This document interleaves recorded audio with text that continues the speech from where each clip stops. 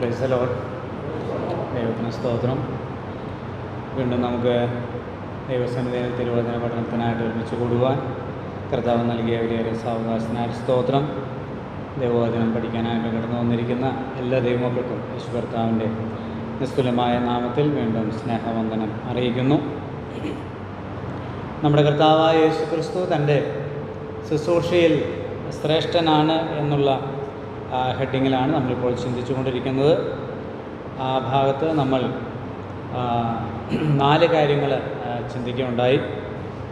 അവിടുന്ന് തൻ്റെ ശുശ്രൂഷയിൽ ശ്രേഷ്ഠനായിരിക്കുന്നത് ശ്രേഷ്ഠമായൊരു മന്ദിരത്തിലാണ് താൻ ശുശ്രൂഷിക്കുന്നത് എന്നുള്ളത് കൊണ്ടാണ്.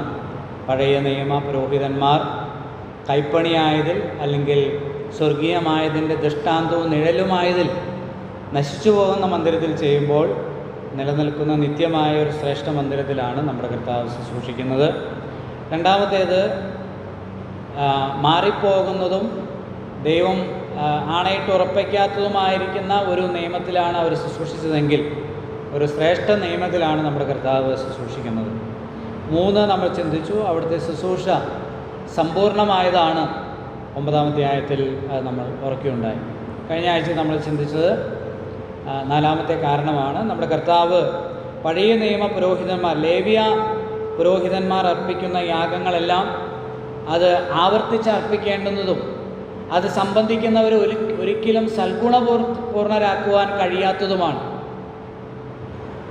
ന്യായപ്രമാണം വരുവാനുള്ള നന്മകളുടെ നിഴലില്ലാതെ കാര്യങ്ങളുടെ സാക്ഷാൽ സ്വരൂപമല്ലായതുകൊണ്ട് ആണ്ടുതോറും അർപ്പിക്കപ്പെടുന്ന അതേ യാഗങ്ങളാൽ അടുത്തു വരുന്നവർക്ക് സൽഗുണപൂർത്തി വരുത്തുവാൻ ഒരു നാളും കഴിയുന്നതല്ല. അപ്പോൾ അടുത്തു വരുന്നവരെ സൽഗുണപൂർണരാക്കുവാൻ, അവർക്ക് നിത്യരക്ഷ നൽകുവാൻ, അവരെ ദൈവത്തോട് അടുപ്പിക്കുവാൻ, സമ്പൂർണ്ണമായി അടുപ്പിക്കുവാൻ കഴിയാത്ത അതേ യാഗങ്ങൾ കൂടെ കൂടെ വീണ്ടും വീണ്ടും ആവർത്തിച്ച് അർപ്പിക്കേണ്ടതായിട്ട് വരുന്നു. എന്നാൽ നമ്മുടെ കർത്താവായ യേശു ക്രിസ്തുവിൻ്റെ യാഗത്തിൻ്റെ ശ്രേഷ്ഠത, അവിടുന്ന് ശുശ്രൂഷയിൽ ശ്രേഷ്ഠനായിരിക്കുന്നത്, അവിടുന്ന് ശ്രേഷ്ഠമായൊരു യാഗം അർപ്പിച്ചു. അത് ഒരിക്കൽ എന്നേക്കുമായി അർപ്പിച്ച ഏകയാഗമാണ്. അതൊരു പരമയാഗമാണ്.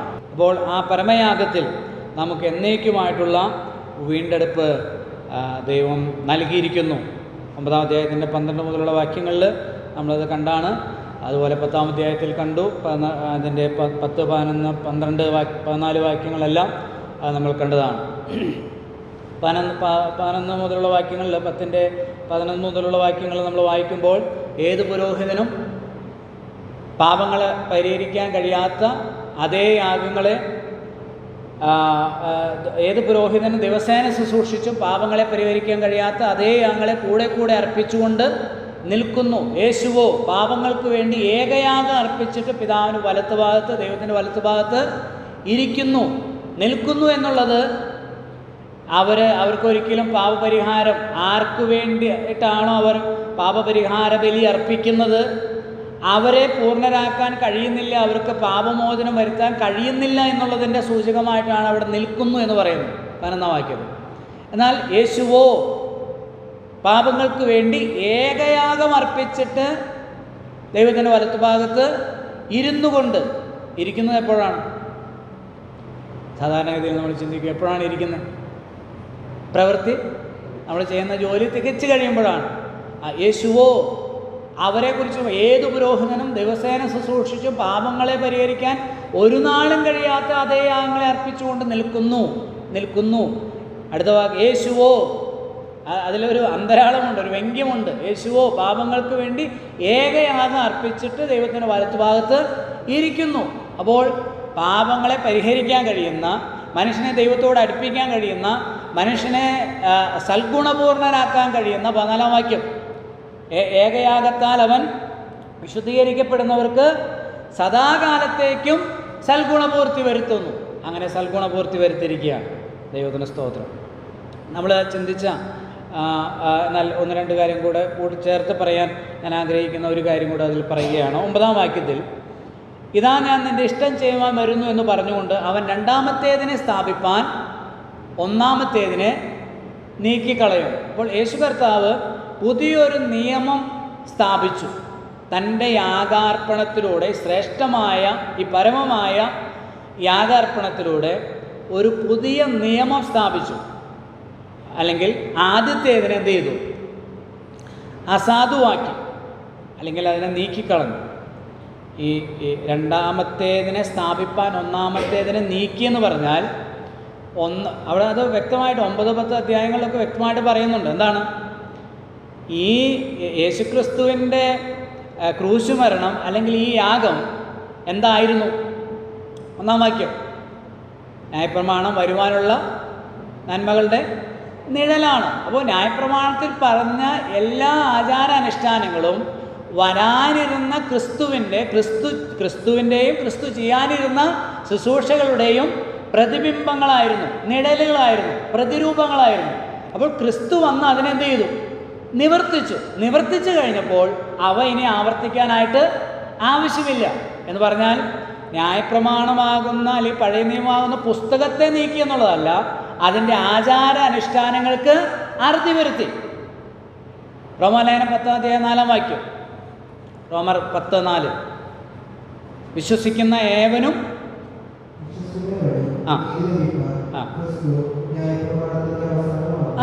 വിശ്വസിക്കുന്ന ഏവനും നീതി ലഭിപ്പാൻ ക്രിസ്തു ന്യായപ്രമാണത്തിൻ്റെ അവസാനമാകുന്നു. അപ്പം ന്യായപ്രമാണം ആവശ്യപ്പെടുന്ന എല്ലാ നീതിയും ആര് നിവർത്തിച്ചു? ക്രിസ്തു നിവർത്തിച്ചു. എന്ത് ചെയ്താൽ മതി? വിശ്വസിച്ചാൽ മതി. വിശ്വസിക്കുന്നവർക്ക് നീതി ലഭിപ്പാൻ ന്യായപ്രമാണം നമ്മെ രക്ഷകൻ്റെ അടുക്കലേക്ക് നടത്തുവാൻ, ക്രിസ്തുവിൻ്റെ അടുക്കലേക്ക് നടത്തുവാൻ ശിശുപാലകനായി ഭവിച്ചു. അപ്പം ന്യായപ്രമാണം പറയുന്ന എല്ലാ നീതിയും ക്രിസ്തു നിവർത്തിച്ചതിനാൽ ആരൊക്കെ ക്രിസ്തുവിൽ വിശ്വസിക്കുന്നുവോ അവർക്ക് സമ്പൂർണ്ണമായ രക്ഷ നൽകുന്നു. അങ്ങനെ ക്രിസ്തു തൻ്റെ രക്തത്താൽ പുതിയൊരു നിയമം സ്ഥാപിച്ചു. കർത്താവ് അന്ത്യ അത്താഴ സമയത്ത് കർത്തൃമേശ എന്ന ആചരണം ഏൽപ്പിക്കുമ്പോൾ കർത്താവ് പറഞ്ഞല്ലോ, എന്താ? അവണ്ണം തന്നെ അവൻ അത്താഴം കഴിഞ്ഞ ശേഷം പാനപാത്രം എടുത്തുകൊണ്ട് പറഞ്ഞു, എന്താണ് പറഞ്ഞത്? ഇത് അനേകരുടെ പാപങ്ങൾക്ക് വേണ്ടി ചൊരിയപ്പെടുന്ന എൻ്റെ രക്തം കൊണ്ടുള്ള പുതിയ നിയമമാകുന്നു. എൻ്റെ രക്തം കൊണ്ടുള്ള പുതിയ നിയമം. ആ കോണ്ടെക്സ്റ്റിൽ നിന്ന് ഒന്ന് പറയാമോ അതിൻ്റെ പ്രാധാന്യത? അവിടെ അങ്ങനെ പറയാൻ എന്തായിരിക്കും കാരണം? ഈ പാനപാത്രം എൻ്റെ രക്തം കൊണ്ടുള്ള പുതിയ നിയമം എന്താണ്? ഇത് കുടിക്കുമ്പോഴൊക്കെയും എൻ്റെ ഓർമ്മയ്ക്കായി ചെയ്യുവിൻ. അപ്പം അവരവിടെ ചെയ്തുകൊണ്ടിരിക്കുന്നത് എന്താ? പെസഹ അല്ലേ? പെസഹയാണ്. പെസഹ എന്തിൻ്റെ ഓർമ്മയാണ്? എന്തിൻ്റെ ഓർമ്മയാണ്? മിസ്രൈമിൽ നിന്നുള്ള ഒരു രാഷ്ട്രത്തിൻ്റെ വിടുതൽ. ഒരു രാഷ്ട്രം മറ്റൊരു രാഷ്ട്രത്തിൻ്റെ അടിമയായിരുന്നു. അവരെ അവിടെ നിന്ന് വിടുവിച്ചതിൻ്റെ ഓർമ്മയാണെന്ത്? പെസഹ എന്ന് പറഞ്ഞാൽ. അവരെ അവിടെ നിന്ന് വിടുവിച്ചത് എന്തിനാലാണ്? കുഞ്ഞാടിൻ്റെ രക്തം കൊണ്ടാണ്. അവിടെ ഒരു കുഞ്ഞാടിനെ എന്ത് ചെയ്തു? 1 വയസ്സ് പ്രായമുള്ള ഒരു ആണാട്ടിൻ കുട്ടിയെടുത്ത് അതിൻ്റെ രക്തം കട്ടിലക്കാലിന്മേലും കുറുമ്പടി മേലും പുരട്ടി. അങ്ങനെയാണ് അവർക്ക് അവിടുന്ന്, ചുരുക്കി പറഞ്ഞാൽ അങ്ങനെയാണ് അവിടുന്ന് വിടുതൽ ലഭിച്ചത്. ആ യാഗത്തിൻ്റെ അല്ലെങ്കിൽ ആ വിടുതലിൻ്റെ ഓർമ്മയാണ് എല്ലാ വർഷവും 1-ാം മാസം 14-ാം തീയതി അവരാചരിക്കുന്നത്. അത് വിടുതലിന് വേണ്ടിയിട്ടല്ല, ആണോ? എല്ലാ വർഷവും 1-ാം മാസം 14-ാം തീയതി ആചരിക്കുന്ന പെസഹ വിടുതലിനാണോ? അല്ല. പിന്നെ വിടുതൽ ലഭിച്ചതിനുള്ള ആദരസൂചകമായിട്ട് നന്ദിയോടുകൂടെ ഓർക്കുന്നതാണ്. അത് ഓർമ്മ പുതുക്കലാണ്. അവിടെയാണ് കർത്താവ് പറയുന്നത്, നിങ്ങളിനി അത് ആചരിക്കണ്ട എന്നുള്ള വാക്ക് കർത്താവ് പറഞ്ഞിട്ടില്ല. പക്ഷേ പറഞ്ഞതിൻ്റെ അർത്ഥം അതല്ലേ? ഇനി നിങ്ങൾ ഇത് കുടിക്കുമ്പോഴൊക്കെയും എൻ്റെ ഓർമ്മയ്ക്കായി ചെയ്യുവിൻ. എൻ്റെ ഓർമ്മയ്ക്കായി. നിങ്ങൾ മിസ്രൈമിൽ നിന്നുള്ള വിടുതലിനെ ഓർക്കണ്ട. അതുകൊണ്ടാണ് പൗലോസ്ലീഹ 1 കൊരിന്ത്യർ 5-ാം അധ്യായം 7 മുതലുള്ള വാക്യങ്ങളിൽ പറയുന്നത് എന്താ? നമ്മുടെ പെസഹ കുഞ്ഞാട് അറുക്കപ്പെട്ടിരിക്കുന്നു, ക്രിസ്തു തന്നെ. അപ്പോൾ പുതിയൊരു നിയമം സ്ഥാപിച്ചു. ഇവിടെ ഒരു പെസഹ കുഞ്ഞാട് അറുക്കപ്പെട്ടിരിക്കുകയാണ്. ആ യാഗത്തിൽ വിശ്വസിച്ച് ആശ്രയിക്കുന്ന ഏവരും അവൻ്റെ മരണ അടക്ക പുനരുദ്ധാനത്തെ കർത്തൃമേശയിൽ കൂടെ എന്ത് ചെയ്യാണ്? ഓർക്കുകയാണ്. പുതിയ ഒരു നിയമം സ്ഥാപിച്ചു. പഴയതിനെന്ത് ചെയ്തു? നീക്കിക്കളഞ്ഞു. അവൻ രണ്ടാമത്തേതിനെ സ്ഥാപിപ്പാൻ ഒന്നാമത്തേതിനെ. അപ്പോൾ അത് കഴിഞ്ഞ ആഴ്ച ഞാൻ പറഞ്ഞ കാര്യം ഒന്നുകൂടെ പറയട്ടെ, മനസ്സിൽ പതിയാൻ വേണ്ടിയിട്ടാണ്. ഇത് ദൈവത്തിന് ഒന്നാമത്തെ നിയമത്തിൽ എന്തെങ്കിലും പരാജയം പറ്റിയതുകൊണ്ടല്ല, പ്ലാൻ എ പരാജയപ്പെട്ടത് കൊണ്ട് പ്ലാൻ ബി കൊണ്ടുവന്നതല്ല. ഉലകസ്ഥാപനത്തിന് മുമ്പേ ദൈവം പ്ലാൻ ചെയ്ത കാര്യങ്ങൾ ചരിത്രത്തിലൂടെ ദൈവം നടപ്പിലാക്കിയെന്ന് മാത്രമേ ഉള്ളൂ. അപ്പോൾ ദൈവം കൊണ്ടുവരാൻ ഉദ്ദേശിച്ച കാര്യങ്ങളുടെ ആ പൂർണ്ണതയുടെ പ്രതിരൂപങ്ങളായിട്ട് നേരത്തെ കൊടുത്തു. അത് പിന്നീട് തൻ്റെ പുത്രനെ അയച്ചുകൊണ്ട് അതിനെല്ലാം ദൈവം എന്ത് ചെയ്തു? നിവർത്തിച്ചു. ദൈവത്തിന് സ്തോത്രം. ദൈവം അതിനെ നിവർത്തിച്ചു. അവിടെ തന്നെ അത് പറയുന്നുണ്ടല്ലോ, 10-ാം അധ്യായത്തിൻ്റെ 14 മുതൽ വാക്യങ്ങൾ വായിക്കുമ്പോൾ, ഏകയാഗത്താൽ അവൻ 14 മുതൽ വായിച്ചേട്ടൻ.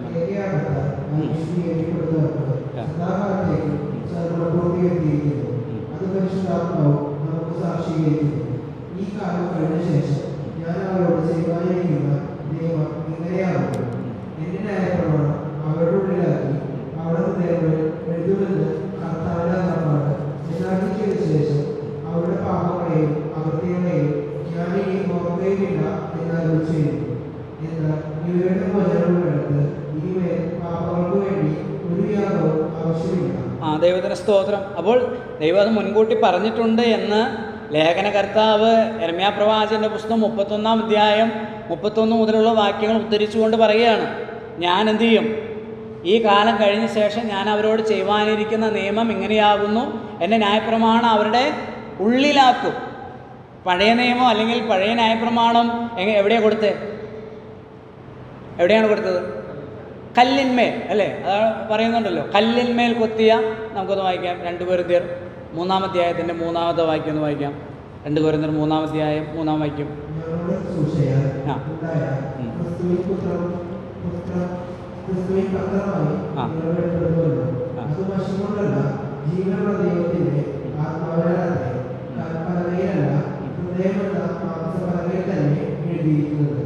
കണ്ടോ? അത് അതിന് താഴെയുള്ള വാക്യങ്ങൾ വായിക്കുന്നുണ്ട്. കല്ലിന്മേൽ കൊത്തിയ അക്ഷരത്തിൻ്റെ ശുശ്രൂഷ എന്ന് നമ്മൾ വായിക്കുന്നുണ്ട്. കൽപ്പലകയിലല്ല, പിന്നെ എവിടെ കൊടുത്തിരിക്കുന്നത്? ഇപ്പോൾ ഈ ശുശ്രൂഷ അല്ലെങ്കിൽ ഈ 3-ാം വാക്യം, ഞങ്ങളുടെ ശുശ്രൂഷയാൽ ഉണ്ടായ ക്രിസ്തുവിൻ പത്രമായി നിങ്ങൾ വെളിപ്പെടുന്നുവല്ലോ, അത് മഷി കൊണ്ടല്ല, ജീവനുള്ള ദൈവത്തിൻ്റെ ആത്മാവിനാൽ അത്രേ. കൽപ്പലകയിലല്ല, ഹൃദയമെന്ന മാംസപ്പലയിൽ അത്രേ എഴുതിയിരിക്കുന്നത്. പുതിയ നിയമം എവിടെയെങ്കിലും ഏതെങ്കിലും കൽപ്പലകയിലോ ഒന്നുമല്ല. അതിൻ്റെ ആ നിയമം എന്ന് പറയുന്ന, അല്ല, ആ പ്രമാണം എന്ന് പറയുന്നത് ഓരോ വ്യക്തിയുടെയും ആത്മാവിലാണ് അതിനെ ചെയ്തിരിക്കുന്നത്, ദൈവം എഴുതിയിരിക്കുന്നത്. ഞാൻ അവരുടെ ഉള്ളിലാക്കും. ഞാൻ എൻ്റെ ന്യായപ്രമാണം അവരുടെ ഉള്ളിലാക്കും എന്ന് നേരത്തെ മുൻകൂട്ടി ദൈവം പറഞ്ഞിരിക്കുക. ഈ യെരമ്യാ 31 മുതലുള്ള വാക്യങ്ങൾ രണ്ടാമത്തെ പ്രാവശ്യമാണ് എബ്രായലേഖനത്തിൽ ഉദ്ധരിക്കുന്നത്. 8-ാം അധ്യായത്തിന് 7 മുതലുള്ള വാക്യങ്ങളിലും അവിടെ അത് ആ ഭാഗം മുഴുവനായിട്ട് ഉദ്ധരിച്ചിട്ടുണ്ട്. 8-ാം അധ്യായത്തിൻ്റെ അത് അവിടെ പറയുന്നത് പരിശുദ്ധാത്മാവ് നമുക്ക് സാക്ഷീകരിക്കുന്നു എന്നുള്ളതാണ്. അപ്പോൾ ദൈവത്തിൻ്റെ ആത്മാവ് ദൈവവചന രേഖയുള്ള ബന്ധത്തിൽ ആദ്യം മുതലേ ഇടപെടുമ്പോൾ ദൈവത്തിൻ്റെ ആത്മാവ് അത് വ്യക്തമായി പറയുകയാണ്, പരിശുദ്ധാത്മാവിലൂടെ പറയുകയാണ്, പുതിയൊരു നിയമം ദൈവം കൊണ്ടുവരാനായിട്ട് പോവുകയാണ്. ആ ദൈവത്തിന് നമുക്ക് സ്തോത്രം ചെയ്യാം, നന്ദി പറയാം. ദൈവം തൻ്റെ അബ്സല്യൂട്ടായിട്ടുള്ള ആ പ്രമാണം നമ്മുടെ ഹൃദയങ്ങളിലേക്ക് നൽകി. നമ്മളിതെല്ലാം അറിഞ്ഞുകൊണ്ട് വിശ്വസിച്ച ആളുകളൊന്നുമല്ല, പക്ഷേ നമ്മൾ വിശ്വസിച്ചിരിക്കുന്ന കാര്യം എത്രയോ ശ്രേഷ്ഠമാണ് എന്നുള്ളത് ഓർത്ത് നമുക്ക് ദൈവത്തെ സ്തുതിക്കാം. ഇനി നമ്മൾ ചിന്തിക്കാനായിട്ട് പോകുന്നത്, അതുകൊണ്ട് ഒരു കാര്യം കൂടെ പറഞ്ഞോട്ടെ. അതുകൊണ്ട് നമ്മുടെ കർത്താവിൻ്റെ യാഗം അത് ശ്രേഷ്ഠമാണ്. അവിടുത്തെ ശുശ്രൂഷ ശ്രേഷ്ഠമായിരിക്കുന്നത് അവിടുത്തെ യാഗവും ശ്രേഷ്ഠമായിരിക്കുന്നത് കൊണ്ടാണ്. ആ യാഗത്തിൽ നമുക്ക് ആവശ്യമായതെല്ലാം ഉണ്ട്. ഒന്നും നമ്മുടെ ഭാഗത്തു നിന്ന് ഇനി കൂട്ടിച്ചേർക്കാൻ ആവശ്യമില്ല. നാഗൽ സാഹിബ് പാടിയതുപോലെ, ക്രിസ്തുവിലില്ല ന്യായപ്രമാണം, ക്രൂശിന്മേൽ വന്നതിന് അവസാനം നമ്മുടെ പാപം വഹിച്ചുതാൻ, നമ്മുടെ ശാപം സഹിച്ചുതാൻ. ഏകയാഗത്താൽ വന്നു രക്ഷ, ഏകയാഗത്താൽ തീർന്നു ശിക്ഷ. ക്രൂശിക്കപ്പെട്ട മധ്യസ്ഥനാം യേശുവിൽ വന്നു പുത്രത്വം. എത്ര മനോഹരമായ ഈ വേദഭാഗങ്ങളൊക്കെ വായിച്ച് അത് പാടുമ്പോൾ എനിക്ക് പലപ്പോഴും അത്ഭുതം തോന്നാറുണ്ട്. തനിക്ക് എങ്ങനെ അതിനൊക്കെ സാധിച്ചു? ഈ നമ്മുടെ നാട്ടിൽ വന്ന് ഈ ഭാഷയെല്ലാം പഠിച്ച് താനിവിടെ വന്നതിന് ശേഷമാണ് ഈ സുവിശേഷ സത്യങ്ങളിലേക്കൊക്കെ വരാനായിട്ട് ഇടയായിത്തീർന്നത്. അപ്പോൾ അതിനുശേഷം ഈ സുവിശേഷ സത്യങ്ങളെല്ലാം മനസ്സിലാക്കി ഇങ്ങനെയൊക്കെ എഴുതാനായിട്ട് സാധിച്ചത് തന്നിൽ വ്യാപരിച്ച വലിയ ദൈവകൃപയാണ്. നമുക്കും അത് സാധിക്കും. പാട്ടെഴുതാനല്ല, മറിച്ച് ഈ സുവിശേഷ സത്യങ്ങൾ മനസ്സിലാക്കി അതിനനുസൃതമായി നമ്മുടെ ജീവിതത്തെ ക്രമീകരിക്കുവാൻ, കൂടുതൽ കർത്താവിന് വേണ്ടി പ്രയോജനപ്പെടുവാനായിട്ട് കർത്താവ് നമ്മെല്ലാവരെയും സഹായിക്കുമാറാകട്ടെ. അടുത്ത ഭാഗത്തേക്ക് പോവുകയാണ്. അഞ്ചാമത്തെ മുന്നറിയിപ്പാണ്. അതിൻ്റെ 26 മുതൽ 10-ാം അധ്യായത്തിൻ്റെ 26 മുതൽ 31 വരെയുള്ള വാക്യങ്ങൾ നമുക്ക് വായിക്കാം. 10-ാം അധ്യായത്തിൻ്റെ 26 മുതൽ 31 വരെയുള്ള വാക്യം.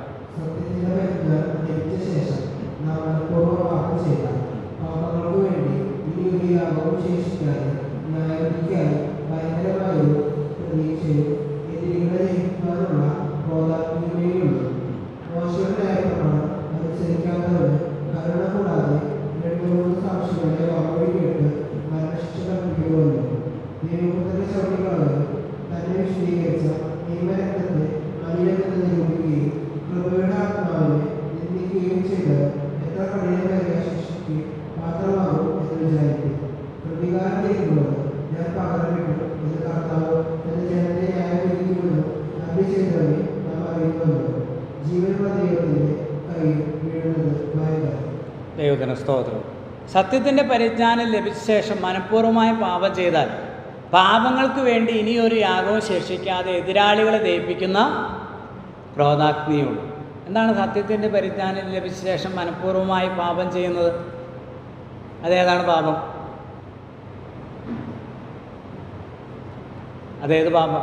എതിരാളികളെ ദഹിപ്പിക്കുന്ന ക്രോധാഗ്നി. ഇവിടെ പറഞ്ഞു വരുന്ന കാര്യം എന്താ? എന്താണ് സത്യം? ഇവിടെ പറഞ്ഞു വരുന്ന സത്യം എന്താ? യേശുക്രിസ്തുവിൻ്റെ യാഗം പരമമാണ്. യഹൂദ വിശ്വാസത്തിൽ നിന്ന്, യഹൂദ മതത്തിൽ നിന്ന് വിശ്വാസത്തിലേക്ക്, ദൈവകൃപയിലേക്ക് വന്ന സഹോദരങ്ങളോട് പറയുകയാണ്, ചാഞ്ചാടി നിൽക്കുന്ന, തിരിഞ്ഞു നോക്കിയിട്ട് കുറച്ചും കൂടെ അതായിരുന്നല്ലോ നല്ലത് എന്ന് ചിന്തിക്കുന്നവരോട് പറയുകയാണ്, അവിടെ അർപ്പിച്ചുകൊണ്ടിരിക്കുന്ന 5 വിധ യാഗങ്ങളോ 7 വിധ പെരുന്നാളുകളോ അല്ലെങ്കിൽ ശബത്തും നോമ്പുകളും ആചാരാനുഷ്ഠാനങ്ങളെക്കാളൊക്കെ ശ്രേഷ്ഠനാണ് കർത്താവായ യേശുക്രിസ്തു എന്നും യേശുക്രിസ്തുവിൻ്റെ പരമയാഗമാണ് നിൻ്റെ പാപങ്ങളെ എന്നേക്കുമായി പരിഹരിച്ച് നീയും ദൈവമായിട്ടുള്ള പ്രശ്നത്തെ, ശത്രുത നീക്കി ദൈവത്തോട് എന്നേക്കുമായിട്ട് നിന്നെ യോജിപ്പിക്കാൻ കഴിയുന്ന ഒരേ ഒരു യാഗം യേശുവിൻ്റെ ക്രൂശുമരണമാണെന്ന് ബോധിപ്പിച്ചിട്ടും അത് പരിശുദ്ധാത്മാവിലൂടെ ബോധ്യപ്പെടുത്തി നൽകിയിട്ടും ആ സത്യത്തിന് വിരുദ്ധമായി ഇനിയും പാപമോചനത്തിനായിട്ട് ന്യായപ്രമാണത്തിലെ യാഗങ്ങളിലേക്ക് ആശ്രയിക്കുവാൻ നിങ്ങൾ പോകുകയാണെങ്കിൽ നിങ്ങളെ രക്ഷിക്കാനായിട്ട് ഇനി വേറെ യാഗം ഇല്ല. നിങ്ങൾക്ക് എന്തേ ഉള്ളൂ? ഇനി എന്താ ഉള്ളൂ? നരകവിധിയേ ഉള്ളൂ, നരകശിക്ഷയേ ഉള്ളൂ. മനുഷ്യന് നിത്യരക്ഷ നൽകി അവനെ സദാകാലത്തേക്ക് സൽഗുണപൂർണനാക്കുന്ന യേശുക്രിസ്തുവിൻ്റെ പരമയാഗത്തിൽ സമ്പൂർണമായി വിശ്വസിച്ച് ആശ്രയിക്കാതെ ന്യായപ്രമാണത്തിൻ്റെ യാഗങ്ങളിൽ ആശ്രയിക്കുന്നത് ശിക്ഷാവിധി വിളിച്ചു വരുത്തുന്ന മനഃപൂർവമായ പാപമാണ്. ഇവിടെ മനഃപൂർവമായ പാപം ചെയ്യുക എന്ന് പറയുന്നത് മനഃപൂർവമായിട്ട് നുണ പറഞ്ഞു അതല്ല. എന്താണ്? സത്യത്തിൻ്റെ പരിജ്ഞാനം ലഭിച്ച ശേഷം, സത്യത്തിൻ്റെ പരിജ്ഞാനം എന്താ? അതാണിപ്പോൾ ഇത് ഇത്രയും പറഞ്ഞു വന്നത്. യേശുക്രിസ്തുവാണ് ന്യായപ്രമാണത്തിൻ്റെ തികവ്, ന്യായപ്രമാണത്തിൻ്റെ പൊരുള്. നിങ്ങളുടെ പിതാക്കന്മാർക്ക് ദൈവം കൊടുത്ത ന്യായപ്രമാണം, നിങ്ങൾ വരെ ആചരിച്ചു വന്ന ന്യായപ്രമാണത്തിൻ്റെ എല്ലാ ആചാരാനുഷ്ഠാനങ്ങളുടെയും പൊരുളാണ് കർത്താവായ യേശുക്രിസ്തു. അവൻ്റെ ക്രൂശുമരണം നിങ്ങളെ എന്നേക്കുമായിട്ട് ദൈവത്തോട് അടുപ്പിക്കാൻ മതിയായതാണ് എന്നുള്ള സത്യം. ആ സത്യത്തിൻ്റെ പരിജ്ഞാനം ലഭിച്ചിട്ടും ആ യേശുക്രിസ്തുവിൽ സമ്പൂർണ്ണമായി വിശ്വസിച്ച് ആശ്രയിക്കാതെ, രക്ഷയ്ക്കായും ജീവിതത്തിലെ സകല കാര്യങ്ങൾക്കായും സമ്പൂർണ്ണമായി വിശ്വസിച്ച് ആശ്രയിക്കാതെ ന്യായപ്രമാണത്തിൻ്റെ ആചാരാനുഷ്ഠാനങ്ങളിലേക്ക്, യാഗങ്ങളിലേക്ക് ഒളിഞ്ഞും തെളിഞ്ഞുമൊക്കെ അതിൽ ആശ്രയിക്കാനായിട്ട് പോകുന്നുവെങ്കിൽ നിങ്ങൾക്കിനി വേറെ രക്ഷാമാർഗം ഇല്ല. അവിടെ 3 കാര്യങ്ങൾ അതിനോട് ബന്ധപ്പെട്ട് പറയുന്നുണ്ട്. 29 വാക്യത്തിൽ ദൈവപുത്രനെ ചവിട്ടിക്കളയുന്നവൻ, ദൈവപുത്രനെ ചവിട്ടിക്കളയുന്നവൻ. 2, തങ്ങളെ വിശുദ്ധീകരിച്ച നിയമരക്തത്തെ മലിനമെന്ന് നിരൂപിക്കുന്നവർ. പിന്നെന്താണ്? കൃപയുടെ ആത്മാവിനെ നിന്ദിക്കുകയും ചെയ്യുന്നവർ. എത്ര കഠിനമേറിയ ശിക്ഷയ്ക്ക് അവിടെ ഒരു താരതമ്യമുണ്ട്. 28 വാക്യത്തിലാണത്. മോശയുടെ ന്യായപ്രമാണം അനുസരിക്കാത്തവന് കരുണ കൂടാതെ 2-3 സാക്ഷികളുടെ വാമൊഴി കേട്ട് മരണശിക്ഷ വിധിക്കുന്നുവല്ലോ. ഈ താരതമ്യം നമ്മൾ ഈ മുന്നറിയിപ്പുകളിലെല്ലാം നമ്മൾ ഇത് 5ാമത്തെ മുന്നറിയിപ്പ്, ഇതിനുള്ള മുന്നിലുള്ള 4 മുന്നറിയിപ്പുകൾ നമുക്കത് കാണാൻ കഴിയും. ഉദാഹരണം പറഞ്ഞാൽ 2-ാം അധ്യായം നമ്മളെടുത്ത് 2-ാം അധ്യായത്തിൽ അവിടെ ദൂതന്മാരെക്കാൾ ശ്രേഷ്ഠൻ എന്ന് പറയുമ്പോൾ 2-ാം അധ്യായത്തിൽ നമ്മൾ കണ്ടതല്ലേ ആ മുന്നറിയിപ്പ് 1 മുതൽ 4 വരെയുള്ള വാക്യങ്ങളിൽ എന്താ? ദൂതന്മാർ മുഖാന്തരം അരുളി ചെയ്ത വചനം സ്ഥിരമായിരിക്കും, ഓരോരോ ലംഘനത്തിനും അനുസരണക്കേടിനും ന്യായമായ പ്രതിഫലം ലഭിക്കുകയും ചെയ്തുവെങ്കിൽ, ദൂതന്മാർ മുഖാന്തരം അരുളി ചെയ്ത ന്യായപ്രമാണ വചനങ്ങൾ അനുസരിക്കാത്തവർക്ക് ശിക്ഷ ലഭിച്ചുവെങ്കിൽ, കർത്താവ് താൻ പറഞ്ഞു തുടങ്ങിയതും ദൈവം അത്ഭുതങ്ങളാലും അടയാളങ്ങളാലും തൻ്റെ ഇഷ്ടപ്രകാരം പരിശുദ്ധാത്മാവിനെ നൽകിക്കൊണ്ടും കേട്ടവർ സാക്ഷി എന്നതും കേട്ടവർ നമുക്ക് ഉറപ്പിച്ച് നൽകിയതുമായ ഇത്ര വലിയ രക്ഷ ഗണ്യമാക്കാതെ പോയാൽ എങ്ങനെ? അപ്പോൾ അവിടെ ഒരു താരതമ്യമുണ്ട്, ഇവിടെയും താരതമ്യമുണ്ട്. ന്യായപ്രമാണം അനുസരിക്കാത്തവർക്ക് 2-3 സാക്ഷികളുടെ മുമ്പാകെ അവർക്ക് കഠിനമേറിയ ശിക്ഷ കൊടുക്കുന്നുവെങ്കിൽ, ദൈവപുത്രനെ ചവിട്ടിക്കളയുന്നവർ, തങ്ങളെ ശുദ്ധീകരിച്ച നിയമരക്തത്തെ മലിനമെന്ന് നിരൂപിക്കുന്നവർ, കൃപയുടെ ആത്മാവിനെ നിന്ദിക്കുന്നവർക്ക് എത്ര കഠിനമേറിയ ശിക്ഷ ലഭിക്കും എന്ന് പറഞ്ഞാൽ, അതാണ് ഈ ഇതിനു മുമ്പ് പറഞ്ഞ 4 മുന്നറിയിപ്പുകളോട് ചേർത്തത് പറയുകയാണ്. ഇനി വേറെ രക്ഷാമാർഗം അവർക്ക് ഇല്ല. ആരെങ്കിലും തങ്ങളുടെ രക്ഷയ്ക്ക് ദൈവത്തെ പ്രസാദിപ്പിക്കുവാനായിട്ട് എൻ്റെയും കൂടെ പരിശ്രമം വേണം, ഞാൻ നന്നായി ജീവിക്കുന്നത് കൊണ്ടാണ് ഞാൻ ദൈവസേനയിൽ നിൽക്കുന്നത് എന്നൊരു തോന്നൽ ആർക്കെങ്കിലും ഉണ്ടെങ്കിൽ അത് ദൈവപുത്രനെ എന്ത് ചെയ്യുക? അല്ലെങ്കിൽ തങ്ങളെ നിർമ്മലീകരിച്ച നിയമരക്തത്തെ മലിനമാക്കുന്നതിന് തുല്യമാണ്. നമ്മെ ശുദ്ധമാക്കുന്നത് എന്തുമാത്രമാണ്? യേശുക്രിസ്തുവിൻ്റെ രക്തം മാത്രമാണ്. യേശുവിൻ്റെ രക്തം സകല പാപവും പോക്കി നമ്മെ ശുദ്ധീകരിക്കുന്നു. നമ്മുടെ ഒരു ഗുണവും കൊണ്ട് ഇങ്ങോട്ട് വരണ്ട.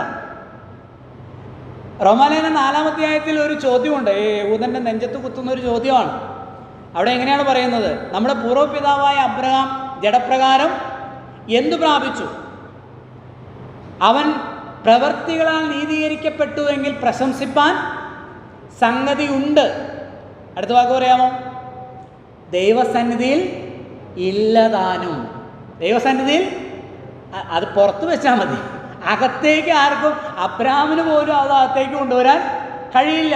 തിരുവെഴുത്ത് എന്തു പറയുന്നു? അബ്രഹാം ദൈവത്തിൽ വിശ്വസിച്ചു, അത് അവന് നീതിയായി കണക്കിട്ടു എന്നല്ലോ ഉള്ളത്. അപ്പോൾ ഒരാൾക്കും, നമ്മളിവിടെ ഇരിക്കുന്നത് എന്തിനാലാണ്? ഈ 3 കാര്യങ്ങൾ, അല്ലെങ്കിൽ അതിനെ ഒന്നാക്കി പറയാം. ഒന്നാക്കി പറഞ്ഞാൽ യേശുക്രിസ്തു മുഖാന്തരമാണ്, കൃപയാലാണ്, ക്രിസ്തുവിൻ്റെ ക്രൂശ് മരണത്താൽ. ആ കൃപയുടെ പ്രദർശനമാണ് കാൽവരി ക്രൂശിലെ ക്രിസ്തുവിൻ്റെ മരണം എന്ന് പറയുന്നത്. ദൈവത്തിന് സ്തോത്രം.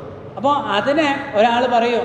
അതുകൊണ്ടാണ് അപ്പോസ്തലനായ പത്രോസ് പ്രസംഗിച്ചു തുടങ്ങിയത്. എന്താ? മറ്റൊരുത്തനിലും രക്ഷയില്ല, രക്ഷിക്കപ്പെടുവാൻ ആകാശത്തിൻ്റെ കീഴിൽ മനുഷ്യരുടെ ഇടയിൽ നൽകപ്പെട്ട വേറൊരു നാമം. ഇത് ഓൺലൈനിൽ കൂടെ ആരെങ്കിലും കേൾക്കുന്നുണ്ടെങ്കിൽ അവരോട് നമുക്ക് പറയാനുള്ളത് എന്താ? നിങ്ങൾ യേശുക്രിസ്തുവിനോട് കൂടെ വേറെ ഒരു നാമം കൂട്ടിച്ചേർത്താൽ നിങ്ങൾ ക്രിസ്തുവിനെ എന്ത് ചെയ്യുകയാണ്?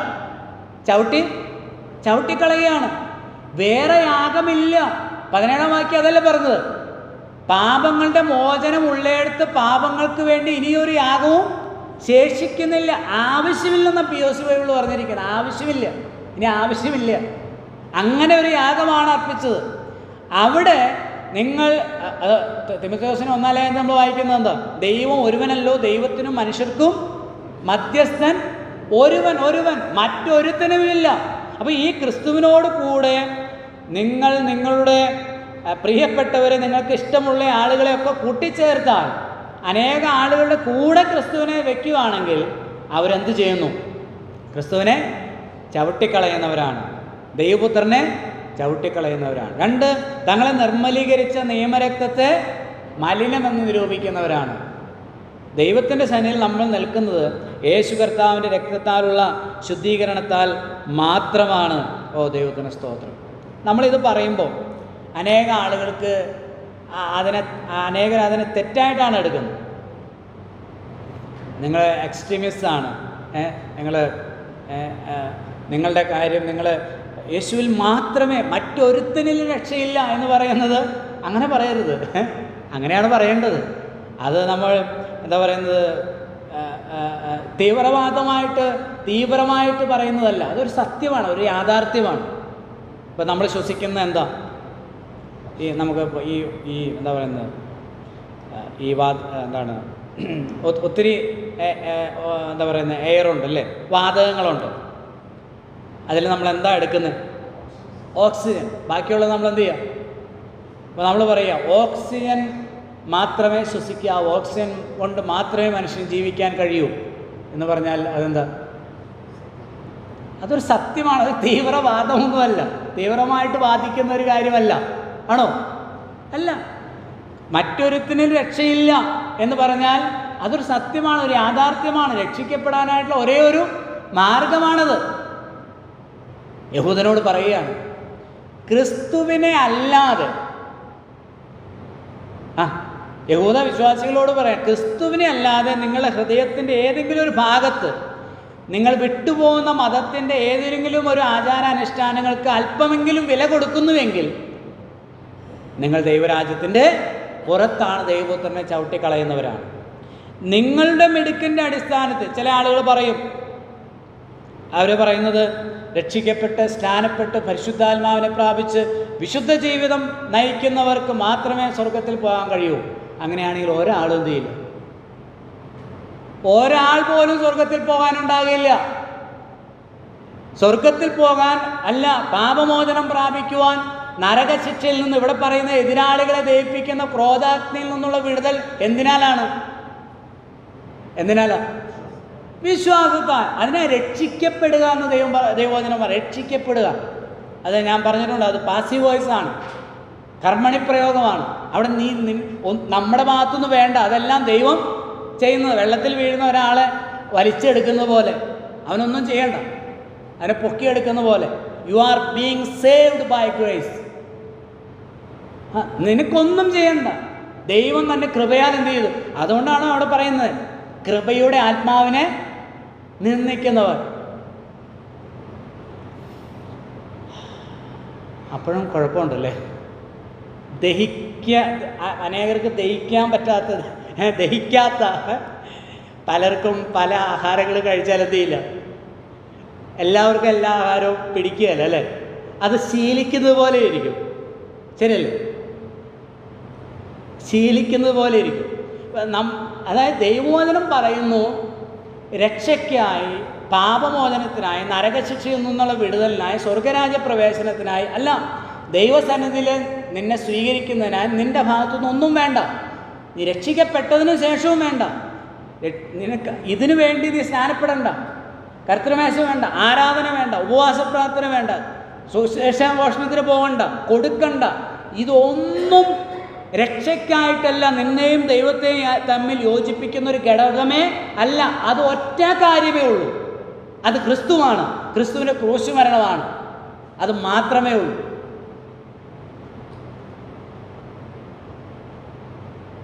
ഇത് പൗലോസിനെ ഇതിൽ ഈ കാര്യത്തെ വളരെ എംഫസൈസ് ചെയ്ത് പറയുന്ന ലേഖനങ്ങളാണല്ലോ റോമാലേഖനം, ഗലാത്യ ലേഖനമൊക്കെ.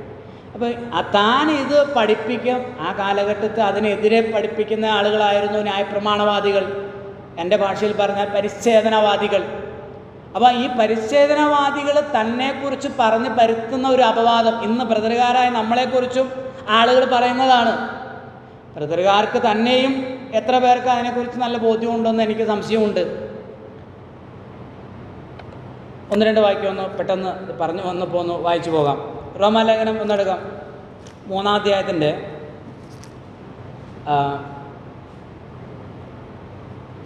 പറഞ്ഞാൽ എത്ര ഒന്ന് വായിക്കാം എങ്കിലും 3-ന്റെ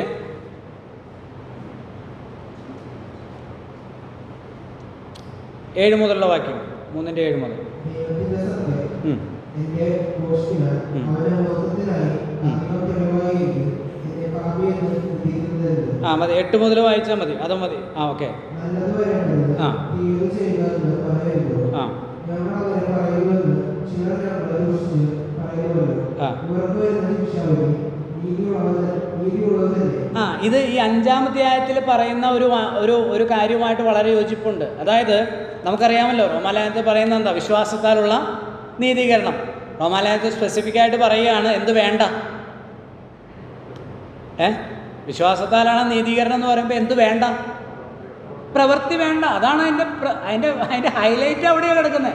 അതിൻ്റെ പ്രാധാന്യത അവിടെയാണ്. പ്രവൃത്തി വേണ്ട. നമ്മുടെ ഭാഗത്തുനിന്ന് ഒന്നും നിങ്ങൾ പരിശ്രമിക്കേണ്ട, പ്രയത്നിക്കേണ്ട, നിങ്ങൾ അധ്വാനിക്കേണ്ട. രക്ഷിക്കപ്പെടുന്നതിന് മുമ്പും വേണ്ട, രക്ഷിക്കപ്പെട്ടതിന് ശേഷവും വേണ്ട. അയ്യോ, അപ്പം ഇത് നമ്മൾ പഠിപ്പിച്ചതല്ല, ഈ പൗലോസ്ലീഹ പഠിപ്പിച്ചത്, അല്ലെങ്കിൽ തിരുവചനം പഠിപ്പിക്കുന്ന പരിശുദ്ധാത്മാവ് പറയുന്ന കാര്യമോ. ഇത് അങ്ങനെ പഠിപ്പിക്കുന്നതിനാൽ പൗലോസ്ലീഹയെ പറ്റി നമ്മളെക്കുറിച്ച് പറയുന്ന പോലെ പറഞ്ഞ് പരത്തിയ ഒരു കാര്യമാണ് പൗലോസ്ലീഹ ഇവിടെ പറയുന്നത്. ഈ 8-ാം വാക്യത്തിൽ എന്താ? നല്ലത് വരേണ്ടതിന് തീയത് ചെയ്യുക എന്നോ ഞങ്ങൾ അങ്ങനെ പഠിപ്പിക്കുന്നു എന്ന് ചിലർ ഞങ്ങളെക്കുറിച്ച് ദുഷിച്ച് പറയുന്നു. 5-ാം അധ്യായത്തിലേക്ക് വരുമ്പോൾ 3-4 അധ്യായങ്ങൾ പറയുന്നത് എന്താ? വിശ്വാസാരണ നീതീകരണം, പ്രവൃത്തി വേണ്ട എന്നുള്ളത്. പാപം പെരുകിയെടുത്ത് കൃപ അത്യന്തം വർദ്ധിച്ചു. അപ്പം മറുചോദ്യം എന്താ? കൃപ പെരുകേണ്ടതിന് നല്ലത് വരേണ്ടതിന് എന്ത് മതി? തീയത് ചെയ്യുക എന്നോ. അപ്പം ഞങ്ങൾ അങ്ങനെ പഠിപ്പിക്കുന്നു എന്ന് ചിലർ ഞങ്ങളെക്കുറിച്ച് എന്ത് ചെയ്യുന്നു? ദുഷിച്ച് പറയുന്നു. നമ്മൾ പറഞ്ഞതിൻ്റെ അർത്ഥം എന്താ? നമ്മുടെ ഭാഗത്തുനിന്ന് ഒന്നും വേണ്ട, നമ്മെ രക്ഷിക്കാനോ നമ്മെ ദൈവസേനയിൽ നിലനിർത്തുന്നതോ ഒക്കെ ദൈവത്തിൻ്റെ കൃപയാണെന്ന് പറയുന്നതിൻ്റെ അർത്ഥം പാപം ചെയ്യാമെന്നാണോ? ഇഷ്ടം പോലെ ജീവിച്ചോ എന്നാണോ നമ്മൾ പറഞ്ഞത്? അങ്ങനെയാണോ നമ്മൾ പഠിപ്പിക്കുന്നത്? ഇല്ല, ഒരിക്കലുമല്ല. മറിച്ചൊരു യാഥാർത്ഥ്യമാണ്. യേശു ക്രിസ്തുവിൻ്റെ ക്രൂശ് മരണം ദൈവം യുഗങ്ങളിലൂടെ, അല്ല യുഗങ്ങൾക്ക് മുമ്പേ ദൈവം പ്ലാൻ ചെയ്തിട്ട് യുഗങ്ങളിലൂടെ ദൈവം നിഴലുകളായി വെളിപ്പെടുത്തിയ ഒരു യാഥാർത്ഥ്യത്തിൻ്റെ പൊരുളാണ് ക്രിസ്തുവിൻ്റെ ക്രൂശ് മരണമെങ്കിൽ നിന്നെ രക്ഷിക്കുന്നത്, നിന്നെ സമ്പൂർണ്ണമായി രക്ഷിക്കുന്നത്, നിന്നെ സദാകാലത്തേക്ക് സൽഗുണപൂർണ്ണരാക്കുന്നത്, നിന്നെ ഇവിടെ നിലനിർത്തുന്നതും മരണാനന്തരം സ്വർഗരാജ്യത്തിലേക്ക് കൊണ്ടുപോകുന്നതും ആ കൃപയുടെ അടിസ്ഥാനത്തിൽ മാത്രമാണ്. കൃപയാലല്ലോ നിങ്ങൾ പറഞ്ഞാട്ടെ വിശ്വാസം മൂലം അതിനും നിങ്ങൾ കാരണമല്ല, ദൈവത്തിൻ്റെ ദാനമത്രയാകുന്നു, ആരും പ്രശംസിക്കാതിരിപ്പാൻ വേണ്ട. ദൈവത്തിൻ്റെ ദാനമാണ്. അങ്ങനെ രക്ഷ കൃപയാൽ ദൈവം ഒരുക്കിയിട്ട് ഇത് ബോധ്യമാക്കുന്നത് എങ്ങനെയാണെന്ന് അറിയാമോ? എങ്ങനെയാ? അത് മുന്നറിയിപ്പുകളിലുണ്ട്, അല്ലേ? മുന്നറിയിപ്പുകളുണ്ട്. തൻ്റെ ഇഷ്ടപ്രകാരം 2-ാം അധ്യായത്തിലല്ലേ കർത്താവ് താൻ പറഞ്ഞു തുടങ്ങിയതും ദൈവ അത്ഭുതങ്ങളാലും അടയാളങ്ങളാലും വിവിധ വീര്യപ്രവർത്തികളാലും തൻ്റെ ഇഷ്ടപ്രകാരം പരിശുദ്ധാത്മാവിന്. ഞാൻ ചോദിക്കട്ടെ, നമ്മൾ വിശ്വസിക്കുന്ന കാര്യം അത്ര ദുർഗ്രാഹ്യമായ കാര്യമാണോ? ദുർഗ്രാഹ്യമായ കാര്യമാണോ?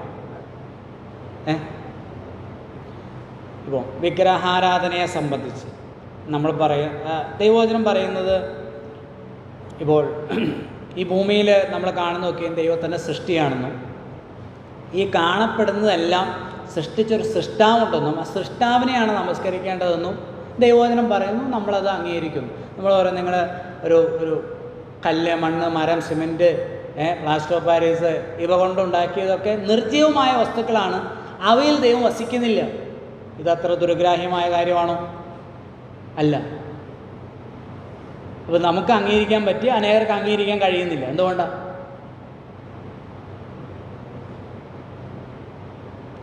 അത് എൻ്റെ അപ്പച്ചനും വല്യപ്പച്ചനും ഒക്കെ ആയിട്ട് ഞങ്ങൾ വിശ്വസിച്ചുകൊണ്ട്. അങ്ങനെയാണോ?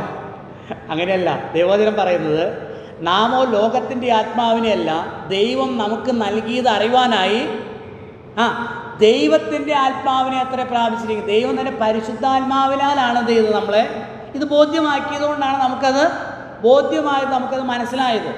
ദൈവം തന്നെ പരിശുദ്ധാത്മാവിനാൽ, അതാണ് നമ്മൾ 6-ാം അധ്യായത്തിൽ 2-ാം അധ്യായത്തിലെ വാക്യം ഞാൻ പറഞ്ഞു, 6-ാം അധ്യായത്തിലെ മുന്നറിയിപ്പിൽ അത് പറയുന്നുണ്ട്.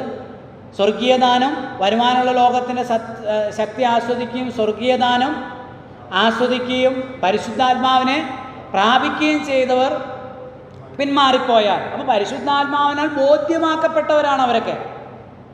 അങ്ങനെ ബോധ്യമാക്കപ്പെട്ട ആളുകൾ, പരിശുദ്ധാത്മാവിനെ സത്യങ്ങളെ ബോധിപ്പിക്കപ്പെട്ട ആളുകൾ, ബോധിപ്പിച്ചു, ദൈവം മനസ്സിലാക്കി കൊടുത്തു. പക്ഷേ വീട്ടുകാർ, ഞങ്ങളുടെ നാട്ടുകാർ, ഞങ്ങളുടെ ബന്ധുക്കൾ, പിന്നെ സമുദായം, മതം, സമൂഹം, അവരൊക്കെ എന്ത് വിചാരിക്കും? ഞങ്ങൾ സാറ് പറഞ്ഞൊക്കെ സത്യമാണ്, ശരിയാണ്.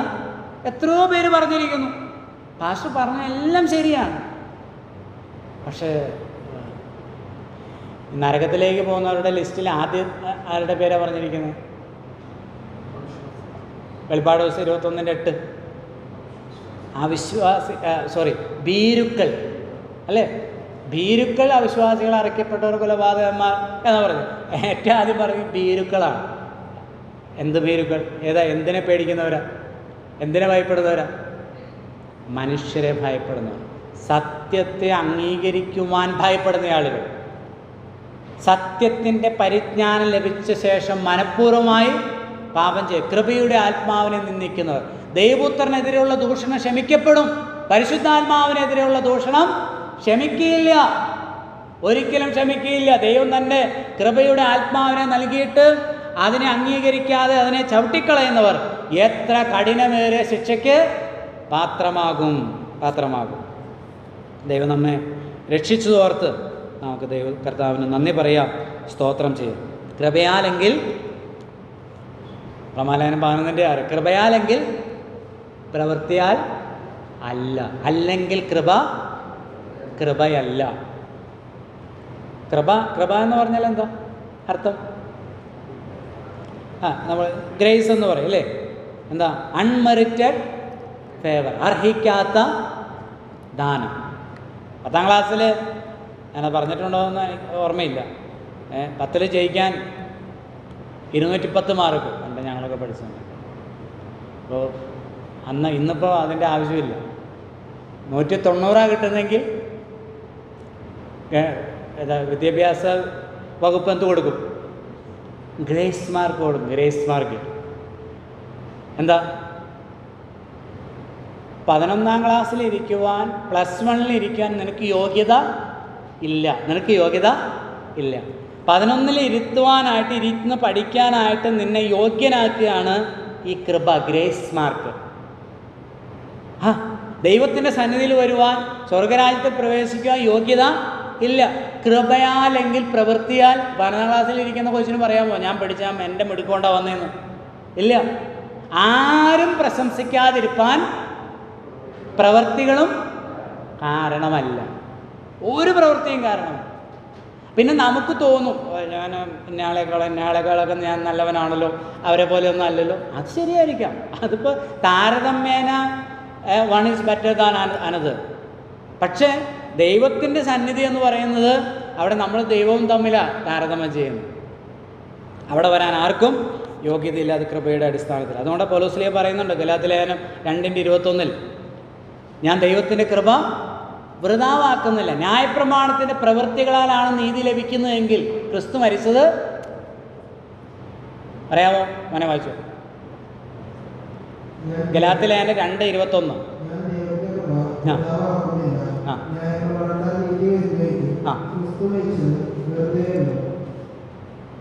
ക്രിസ്തു മരിച്ചത് അതാണ് അൾട്ടിമേറ്റ് ആയിട്ടുള്ളത്. ഏറ്റവും ദൈവം ഒരേ ഒരു കാര്യമേ വെച്ചിട്ടുള്ളൂ, ക്രിസ്തുവിൻ്റെ ക്രൂശിൽ മരണം. അത് ദൈവകൃപയുടെ പ്രദർശനമാണ്. സകല മനുഷ്യരോടുള്ള ദൈവത്തിൻ്റെ കൃപയുടെ അതിൻ്റെ മുമ്പിൽ വരണം. അവിടെ മാത്രമേ സ്വീകാര്യത ഉള്ളൂ, അതിലൂടെ മാത്രമേ ദൈവം സ്വീകരിക്കുന്നു. അല്ലാത്തവരെല്ലാം ദൈവം എന്ത് ചെയ്യുന്നു? തള്ളിക്കളയും. ദൈവം തള്ളിക്കളയും. അതിനെ അംഗീകരിക്കാത്ത ക്രിസ്തുവിനെ മാത്രം, ഞാൻ തന്നെ വഴിയും സത്യവും, എന്നിലൂടെ അല്ലാതെ ആരും പിതാവിൻ്റെ അടുക്കിലേക്ക് എത്തുന്നില്ല. ദൈവത്തിന് സ്തോത്രം. എന്നിലൂടെ അല്ലാതെ. അപ്പോൾ ക്രിസ്തുവിനെ മാത്രം അംഗീകരിക്കുക, ക്രിസ്തു മാത്രം രക്ഷയ്ക്ക് ഉള്ള ഏക മാർഗമാണെന്ന് അംഗീകരിക്കുക. ക്രിസ്തുവിൻ്റെ ക്രൂശുമരണം മാത്രമാണ് എൻ്റെ പാപങ്ങൾക്കുള്ള മോചനത്തിനുള്ള ഏക മാർഗമെന്ന് അംഗീകരിക്കുക. അങ്ങനെയുള്ളവർ ദൈവകൃപയുടെ ഭാഗവാക്കുകളാകുകയും അവരെ സദാകാലത്തേക്കും സൽഗുണപൂർണരാക്കുകയും ചെയ്യുന്നു. പ്രബോധന ഭാഗമാണ്. അതിന് 19 മുതൽ 25 വരെയുള്ള വാക്യങ്ങൾ പ്രബോധന ഭാഗമാണ്. അവിടെ പറയുന്ന കാര്യം അന്ന് വായിക്കാം. അതുകൊണ്ട് സഹോദരന്മാരെ, യേശു തന്റെ ദേഹമരണത്തിന് ശരീരം പോയി നമുക്ക് പ്രതിഷ്ഠിച്ച ജീവനുള്ള പുതുവഴിയായി തന്നെ കൊടുത്താൽ വിശുദ്ധമണ്ഡലത്തിലേക്കുള്ള പ്രവേശനത്തിന് ധൈര്യവും ദൈവാലയത്തിന്റെ ഒരു മഹാപുരോഹിതനും നമുക്കുള്ളതുകൊണ്ട് നാം ദുർമനസാക്ഷി നീക്കുവാനും ഹൃദയങ്ങൾ തനിക്കപ്പെട്ടവരും ശുദ്ധവെള്ളത്താൽ ശരീരം കഴുകപ്പെട്ടവരുമായി വിശ്വാസത്തിന്റെ പൂർണ്ണ നിശ്ചയം കൊണ്ട് പരമാർത്ഥ ഹൃദയത്തോടെ അടുത്തു ചെല്ലുക. പ്രത്യാശയുടെ സ്വീകാര്യം നാം മുറുകെ പിടിച്ചുകൊള്ളുക. വാഗ്ദത്തം ചെയ്തത് വിശ്വസ്തനല്ല. ചിലർ ചെയ്തതുപോലെ നമ്മുടെ സഭായോഗങ്ങളെ ഉപേക്ഷിക്കാതെ നമ്മെ പ്രബോധിപ്പിച്ചുകൊണ്ട് സ്നേഹത്തിനും സൽപ്രവൃത്തികൾക്കും ഉത്സാഹം വർദ്ധിപ്പിക്കാൻ അന്യോന്യം സൂക്ഷിച്ചുകൊള്ളുക. നാം സമീപിക്കുന്നതെന്ന് കാണുന്നതോ അത് അധികമായി ചെയ്യേണ്ടതാകും. ഒരു വ്യക്തി വിശുദ്ധമായി ജീവിക്കുവാൻ അല്ലെങ്കിൽ ദൈവപ്രസാദകരമായിട്ട് ജീവിക്കുവാനായിട്ട് നമ്മെ പ്രേരിപ്പിക്കുന്ന ഘടകം എന്താണ്?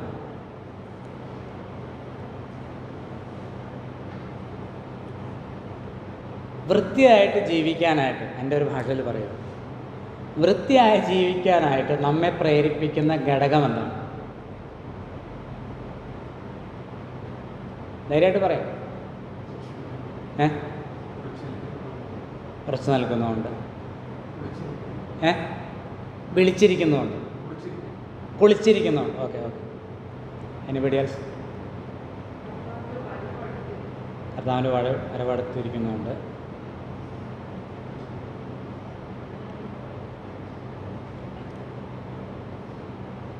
ഒരു 5 മിനിറ്റോടെ ഞാൻ പറയും. അപ്പോൾ ഇതൊന്ന് കംപ്ലീറ്റ് ചെയ്തോട്ടെ. പറയാം, ആശയമുണ്ടെങ്കിൽ പറയാം.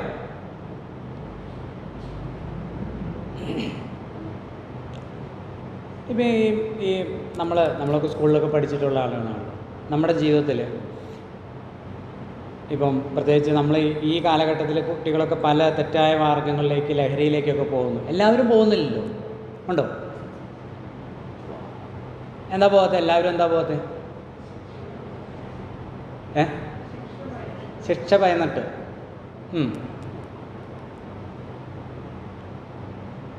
വേറെ എന്തെങ്കിലും തോന്നുന്നുണ്ടെങ്കിൽ പറഞ്ഞു.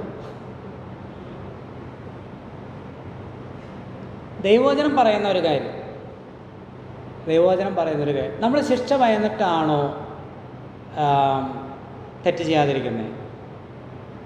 അത് മാത്രമാണോ? അത് വേണം. ഒന്നും കൂടെ പറഞ്ഞാൽ, ഈ വേദഭാഗങ്ങളെല്ലാം ചേർത്ത് ചിന്തിക്കുമ്പോൾ നമ്മൾ മനസ്സിലാക്കുക, ഇപ്പോൾ നമ്മൾ വായിച്ച ഭാഗം കൂടെ ചേർത്ത് ചിന്തിക്കുമ്പോൾ അതാണല്ലോ ഇവിടെ പറയുന്നത്. നമുക്ക് ആരുണ്ട് ദേവാലയത്തിൽ? നമുക്കൊരാളുണ്ട്. ഞാൻ ആരാണ് എന്ന ബോധ്യം. അതല്ലേ ഒരു വ്യക്തി മദ്യമെല്ലാം കഴിച്ച് കവലയിൽ നിന്ന്, നെല്ലിക്കുന്ന് സെൻറ്ററിൽ നിന്ന് മുണ്ടെല്ലാം പൊക്കി കൊടുത്ത് കുത്തി അദ്ദേഹം അസഭ്യം വിളിക്കുന്നുണ്ടെങ്കിൽ എന്താ നമ്മളത് ചെയ്യാത്ത?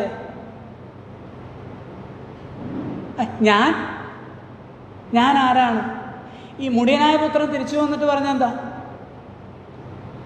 നിൻ്റെ മകനെന്ന്. എൻ്റെ അപ്പൻ അങ്ങനെ ഒരാളല്ല. എൻ്റെ അപ്പൻ്റെ മകൻ ഇങ്ങനെ ജീവിക്കേണ്ട ഒരാൾ അല്ല. നമ്മൾ രക്ഷിക്കപ്പെട്ടപ്പോൾ നമുക്കത് മനസ്സിലായി. സ്വർഗത്തിലെ ദൈവം എൻ്റെ അപ്പനാണ്. ഞാൻ ആരാണ്? ദൈവം മകനാണ്, മകളാണ്. ക്രിസ്തുവിൽ ഞാൻ നീതിമാനാണ്, ക്രിസ്തുവിൽ ഞാൻ വിശുദ്ധനാണ്. അല്ലേ? നമ്മളാരാ? ഞാൻ വിശുദ്ധനാണ്, ഞാൻ നീതിമാനാണ്, ഞാൻ ദൈവമകനാണ്. അപ്പോൾ ആ ബോധ്യമാണ്. എൻ്റെ അപ്പൻ ആരാണെന്നും ആ അപ്പൻ്റെ മകനാണ് ഞാൻ എന്ന ബോധ്യമാണ് നമ്മെ, അല്ലാതെ നമ്മൾ പേടിച്ചിട്ടോ അല്ലെങ്കിൽ മറ്റേതെങ്കിലും കാര്യങ്ങൾ അതുണ്ട്, അതെല്ലാം സെക്കൻഡറി ആയിട്ടോ അല്ലെങ്കിൽ നാലാമതോ അഞ്ചാമതൊക്കെ വരുന്നൊരു കാര്യമാണ് അല്ലേ. ഇപ്പം നമ്മുടെ സ്കൂളിൽ നമ്മളും പഠിച്ച കാലത്ത് എന്തുകൊണ്ടാണ് അപ്പച്ചനത് മോശമാവും അല്ലേ, ശരിയാണോ? ഞാനങ്ങനെ പോയാൽ, ഞാൻ പോയി ഇത് ഈ പരിപാടികളൊക്കെ ചെയ്താൽ പപ്പയ്ക്കത് ഞാനത് ചെയ്യാൻ പാടില്ല. സ്കൂളൊക്കെ കട്ട് ചെയ്ത് PG ഡാമിലും ഇതിലൊക്കെ പോകാനായിട്ട് പിള്ളേരൊക്കെ പോകുമ്പോൾ പോവാടാ എന്ന് പറയുമ്പോൾ നമ്മളെന്താ പോവാതെ, അയ്യോ വേണ്ട, നമ്മൾ അങ്ങനെ പോകാൻ പാടില്ലാത്ത ഒരാളാണ്. പിന്നെ തെറ്റായ കാര്യങ്ങളൊക്കെ നമ്മുടെ വീട്ടുകാരൊക്കെ അറിയും, അല്ലെങ്കിൽ നമ്മുടെ ബന്ധുക്കളൊക്കെ അറിയും. ആൻറ്റിമാരും ചാച്ചന്മാരും അങ്കിളുമാരൊക്കെ അറിഞ്ഞാൽ അത് മോശമാവും.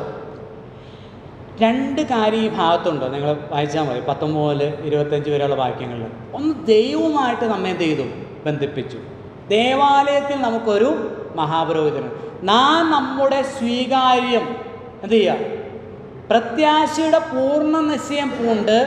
2 കാര്യം പറ. പ്രത്യാശയുടെ പൂർണ്ണ നിശ്ചയം, ഞാൻ ആരാണെന്നുള്ളത്. മറ്റൊന്ന്, നമ്മുടെ സ്വീകാര്യം എന്ത് ചെയ്യുക? മുറുകെ പിടിക്കുക, ഞാൻ ആരാണെന്നുള്ളത്. 2ാമത്തെ കാര്യം, ഒന്ന് ദൈവവുമായിട്ടുള്ള ബന്ധം, 2 ദൈവ മക്കളുമായിട്ടുള്ള ബന്ധം. അന്യോന്യതയെ പ്രബോധിപ്പിച്ചുണർത്തി ബോധ്യമാക്കുക, നമ്മൾ അതിൽ ഉറച്ചു നിൽക്കുക. ഈ ദൈവമക്കൾക്ക് കേവലം ദൈവവുമായിട്ട് മാത്രമല്ല, ദൈവമക്കളുമായിട്ട് എന്ത് ചെയ്തിട്ടുണ്ട്? ബന്ധിപ്പിച്ചിട്ടുണ്ട്. അതും നമ്മൾ വിശുദ്ധമായി ജീവിക്കാൻ നമ്മെ പ്രേരിപ്പിക്കുന്നൊരു ഘടകം. എഫെസ്യർ 2 ഞാൻ പലപ്പോഴും ഓർത്ത് ദൈവത്തെ സ്തുതിക്കുന്നൊരു കാര്യമാണ്. എഫെസ്യർ 2:19 നമ്മൾ വായിക്കുന്നത് എന്താ? ആകയാൽ നിങ്ങൾ ഇനി അന്യന്മാരും പരദേശികളുമല്ല, ദൈവത്തിൻ്റെ ഭവനക്കാരും വിശുദ്ധന്മാരുടെ സഹപൗരന്മാരുമാണ്. കണ്ട മരത്തിൻ്റെ ചുവട്ടിലും ഇതിലൊക്കെ ഇരുന്ന് എന്താണ് ഗുഡ്ക തിന്നും ബീഡി വലിച്ചും മുറുക്കി തുപ്പിയും തെറി പറഞ്ഞും അസഭ്യം വിളിച്ചും അടിപിടി ഉണ്ടാക്കിയും ബസ്സിന് കല്ലെറിഞ്ഞും ഗുണ്ടായുസവും നടത്തി കള്ളും കുടിച്ച് വേണ്ടാധീനമായിട്ട് ജീവിച്ച നമ്മളെ വിശുദ്ധന്മാരുടെ ഇടത്തിലേക്ക് കൊണ്ടുവന്നു.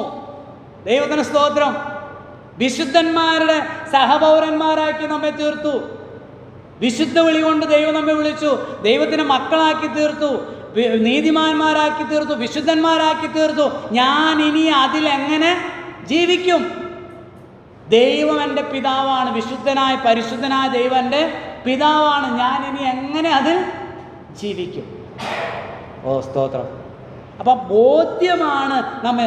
അവനെ ആ ബോധ്യം, ഉടനായ പുത്രനെ ഉണ്ടല്ലോ, അയ്യോ ഞാനിവിടെ നിൽക്കേണ്ട ആളല്ല, എൻ്റെ അപ്പൻ ആരാ, എൻ്റെ ഭവനം എന്ത് മനോഹരമാണ്, എന്തൊരു സന്തോഷമായുള്ള ഇടമാണ്. ദൈവമക്കളെ, ദൈവം അനുഗ്രഹീതമായൊരു ഇടത്തിലേക്കാണ് നമ്മളെ കൊണ്ടുവന്നിരിക്കുന്നത്. ആ വിളിച്ച ദൈവത്തോടും ദൈവം നമ്മെ കൂട്ടിച്ചേർത്തിരിക്കുന്ന ഇടം, ദൈവത്തിൻ്റെ രാജ്യം, ദൈവസഭ, ദൈവഭവനം. അതിനെ നമ്മുടെ സാന്നിധ്യം കൊണ്ട്, നമ്മുടെ വിശുദ്ധ ജീവിതം കൊണ്ട് അനുഗ്രഹീതമാക്കി തീർക്കുവാനായിട്ട് ഇടയായിത്തീരേണ്ടതാണ്. നാം ആരാണെന്നുള്ളത് ഒരിക്കലും മറക്കരുത്. അവൻ്റെ രക്തത്തെ, വിശുദ്ധ രക്തത്തെ മറക്കാതെ ജീവിക്കുവാൻ കർത്താവ് നമ്മെല്ലാവരെയും സഹായിക്കട്ടെ. കർത്താവിൻ്റെ വിലയേറുന്ന നാമം വാഴ്ത്തപ്പെടുന്നു.